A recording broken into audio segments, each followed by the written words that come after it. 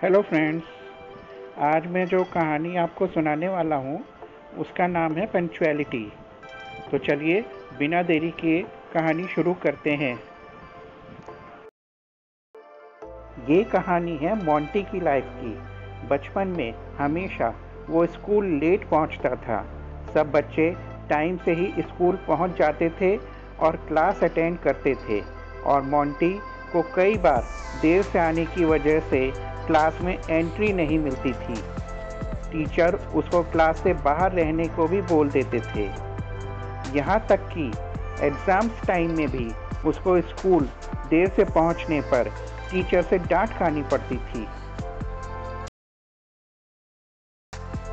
सब बच्चे उसका मजाक उड़ाते थे और उसको स्टूपिड, बैड, लेज़ी, डम जैसे नामों से चिढ़ाने लगे थे, और टीचर से भी उसको मार खानी पड़ती थी।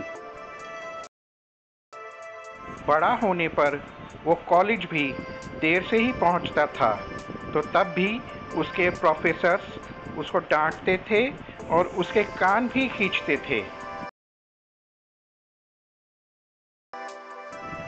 वो पार्टीज़ में भी कभी टाइम पर नहीं पहुंचता था।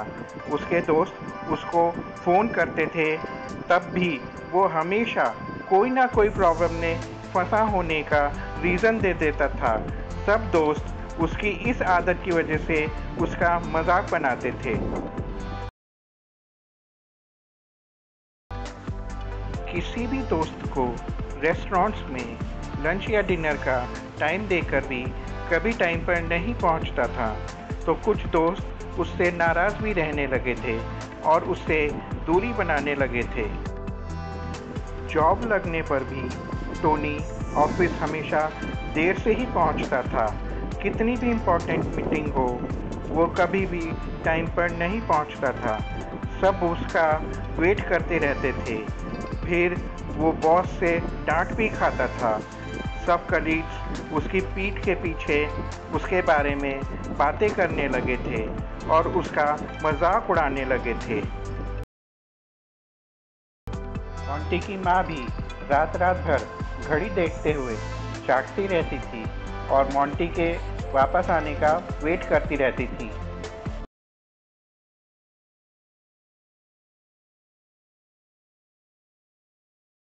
पर कहते हैं ना कि इंसान की फितरत कभी नहीं बदलती।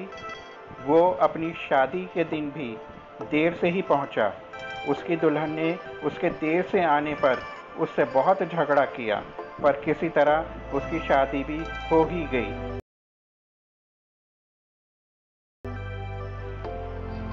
उसकी माँ अब बीमार रहने लगी थी। वो हमेशा बिस्तर पे ही लेटी रहती थी। एक दिन अचानक उनकी तबीयत ज़्यादा खराब हो गई। मोंटी की माँ मोंटी को आखिरी बार देखना चाहती थी, क्योंकि उनको लगने लगा था कि वो अब बचेंगी नहीं। मोंटी को फ़ोन करके बुलाया गया, पर मोंटी के पहुंचने से पहले ही उसकी माँ मर चुकी थी। मोंटी आखिरी बार अपनी माँ से बात भी नहीं कर पाया। वक्त गुजरा, 7 साल गुजर गए। अब उसकी बेटी 5 साल की हो गई थी। टोनी को अपनी बेटी को स्कूल लेने जाना था। बाकी बच्चे तो छुट्टी होने पर अपने अपने घर चले गए, पर उसकी बेटी स्कूल में अकेली बैठकर उसका वेट करती रही। पर जैसे कि मोंटी की आदत रही है, मोंटी बहुत देर से स्कूल पहुंचा। उसको उसकी बेटी स्कूल में नहीं मिली। उसने स्कूल में हर जगह अपनी बेटी को ढूंढा, पर वो कहीं नहीं मिली। उसकी बेटी कहीं खो चुकी थी। बेटी के लापता होने पर मोंटी और उसकी वाइफ में झगड़ा रहने लगा था। मोंटी उसे माफ़ी भी मांगता, पर उसकी वाइफ उसको कैसे माफ़ कर देती। आखिर उसकी बेटी खोई थी। मोंटी की लेट लतीफ़ी की आदत की वजह से आखिरकार मोंटी से उसकी वाइफ ने डिवोर्स ले लिया। अब मोंटी अपना सब कुछ खो चुका था। अपनी माँ, अपनी बेटी, अपनी वाइफ, अपने दोस्त, सब कुछ। अब मोंटी बिल्कुल अकेला रह गया था।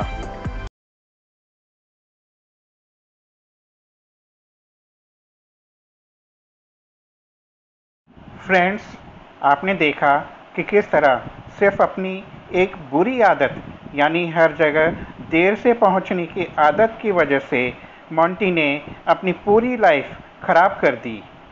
फ्रेंड्स, ये वक्त किसी का इंतज़ार नहीं करता। अगर आप इसकी वैल्यू नहीं करेंगे तो वक्त भी आपकी वैल्यू नहीं करेगा। वो कहते हैं ना, टाइम इज़ मनी। सबके टाइम की वैल्यू समझिए।